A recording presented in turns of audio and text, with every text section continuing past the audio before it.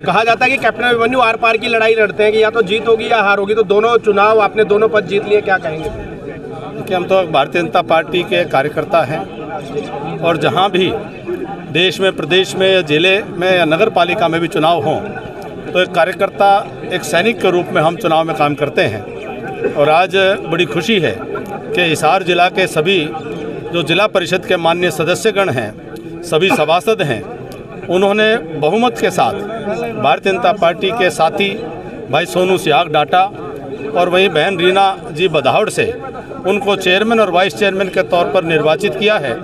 सभी पार्षद साथियों ने जो इसमें चुनाव में हिस्सा लिया और जिन्होंने मत दिया, उनका आभार और धन्यवाद है। वहीं सोनू भाई को और बहन रीना जी को बधाई और शुभकामनाएं हैं। और मैं आशा करता हूं कि चेयरमैन और वाइस चेयरमैन के नाते से सोनू जी और रीना जी वह सब पार्षदों को साथ लेकर के हिसार जिले का विकास में रात दिन मेहनत करके उसको चहुमुखी विकास की करने में अपनी भूमिका निभाने का काम करेंगे और हिसार में एक विकास की नई गाथा लिखने का काम करेंगे। और सभी पार्षदों के साथ सम्मानपूर्वक ढंग से उनको एहसास दिलाएंगे कि सभी पार्षद जो हैं वो स्वयं में अपने अपने क्षेत्र में चेयरमैन भी हैं और वाइस चेयरमैन भी हैं। मंत्री जी, अगर बात करी जाए गठबंधन सरकार की, वैसे गठबंधन में है, लेकिन बात करें तो विपक्ष में भी दोनों, हर इलेक्शन में दोनों पार्टी रही है, क्या कहना चाहोगे इसके लिए? बाकी और के में सौदा ही नहीं बचा, हरियाणा में 2 ही रह गए और गठबंधन में है। हरियाणा में बाकी तो पूरी तरह से नदारद हो गया। कैप्टन साहब, जींद में एक महारैली कर रहे हैं किसान 26 जनवरी को ले अपनी मांगों को लेकर, क्या कहेंगे? लोकतंत्र में सबको अपनी मांग को लेकर के, लोकतांत्रिक प्रणाली में लोकतांत्रिक तरीके से सबको अपना अधिकार है। हमारी शुभकामनाएं सबके साथ है। सीमा जी, क्या कहना चाहोगे आप? आज दोनों सीटें जो आपकी जोड़ी में आई, दोनों भारतीय जनता पार्टी की सीट में आई हैं, चेयरमैन हो चाहे वाइस चेयरमैन हो, दोनों ही हमारी भारतीय जनता पार्टी के हर कार्यकर्ता का, हर जिला पार्षद का पूरा सहयोग और जो हमारी नीतियां हैं भारतीय जनता पार्टी की, उन पर खड़े उतरे हैं। उसके लिए मैं पूरी दोनों को, चेयरमैन को और वाइस चेयरमैन को बधाई देना चाहूँगा। 2024 को देखते हुए और इन नतीजों को देखते हुए आप क्या मानते हैं 2024? अभी कैप्टन साहब कह रहे थे ना, और किसी दुकान में सौदा ही नहीं है।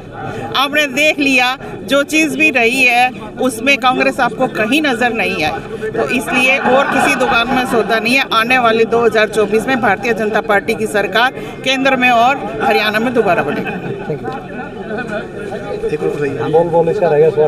पुराना में एक झटका तो आपने ब्लॉक से विनती है जी, एक झटका ही मार दिया थी जनता की। एक झटका नहीं, तीनों ब्लॉक समिति भारतीय जनता पार्टी के उसमें आई हैं और जिला परिषद में भी भारतीय जनता पार्टी, हम जैसे कह रहे थे कि भारतीय जनता पार्टी ही जीतेगी, हमारा शुरू से ही ये कहना था कि भारतीय जनता पार्टी मजबूत है और अपने दम पर चेयरमैन और वाइस चेयरमैन बनाएंगे। धन्यवाद।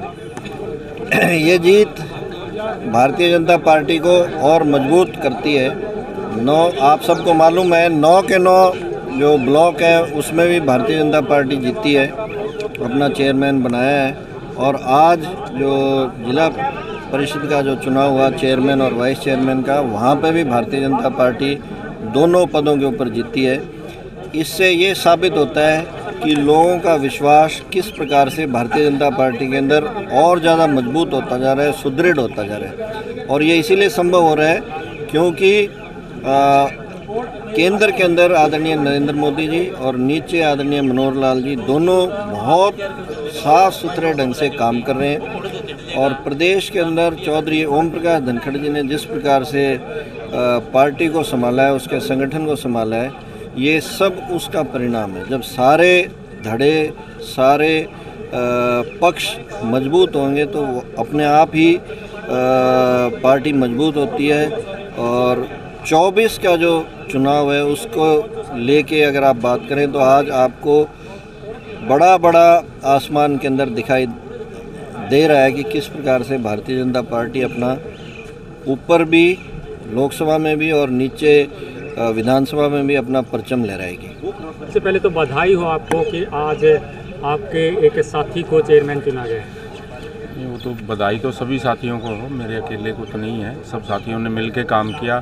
हमारे जो आदरणीय नेता लोग हैं, इन्होंने हमें मार्गदर्शन दिया प्रॉपर, उसी के कारण हम सफल हो पाए हैं।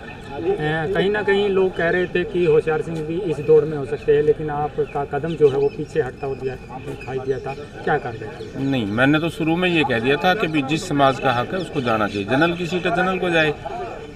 हाँ, वाइस चेयरमैनी के लिए हम थोड़े प्रयासरत थे, वो कहीं ना कहीं हमारी संख्या गड़बड़ाई, तो हमने उसमें भी पार्टी का साथ दिया, हमने अपना कोई अहम पाड़ के रखा ही नहीं। तो अब विकास कार्यों की बात करें तो पिछले काफ़ी लंबे समय से विकास की गति जो है वो रुकी हुई थी, तो अब किस प्रकार से विकास की गति जो है वो तेज़ कर पाएंगे? विकास की गति तो जब हमारी पार्टी का ही चेयरमैन बन गया, वाइस चेयरमैन भी हमारा है, तो किसी तरह की कोई दिक्कत तो रहनी नहीं। और हमने तो पहले ही चिन्हित कर रखे हैं जो काम हमने प्रायोरिटी पे करने हैं, तो मुझे तो नहीं लगता अभी किसी तरह की कोई कमी रहेगी।